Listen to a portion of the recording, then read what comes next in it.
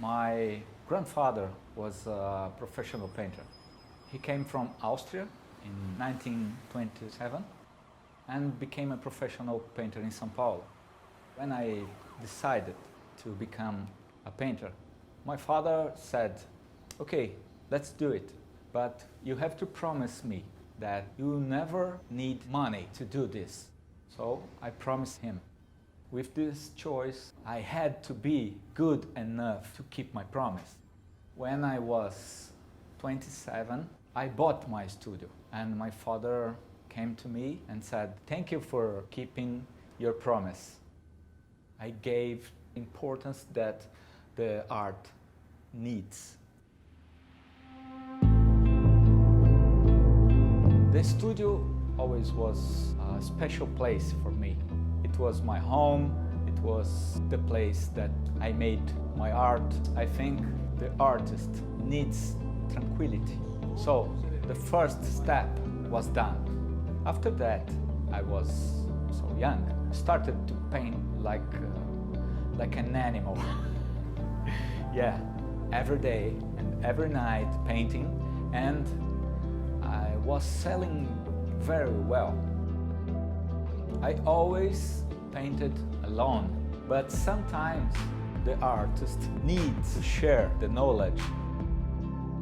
I felt something was incomplete because I didn't have a continuous evolution.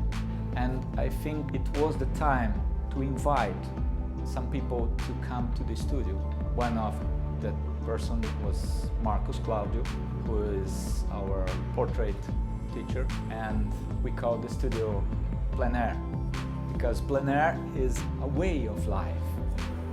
You have to learn with the nature, going out and trying to train your eyes. This is the spirit of Plein Air Studio. Today, the studio offers capacity from students from all of Brazil. We have landscapes classes, portrait classes, fundamentals, oil classes, drawing, watercolor, and I think we have one of the best team in these areas. Now, I'm still thinking that I don't own an art school.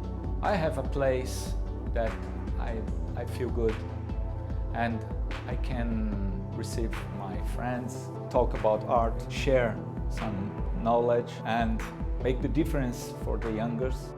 We have a community in Plein Air Studio that one can teach you something and you can teach him another thing. This sharing is the spirit of the studio now. I think it's important for an artist to feel you never know everything. You need to keep learning, to keep growing up, and this community gives this chance for us.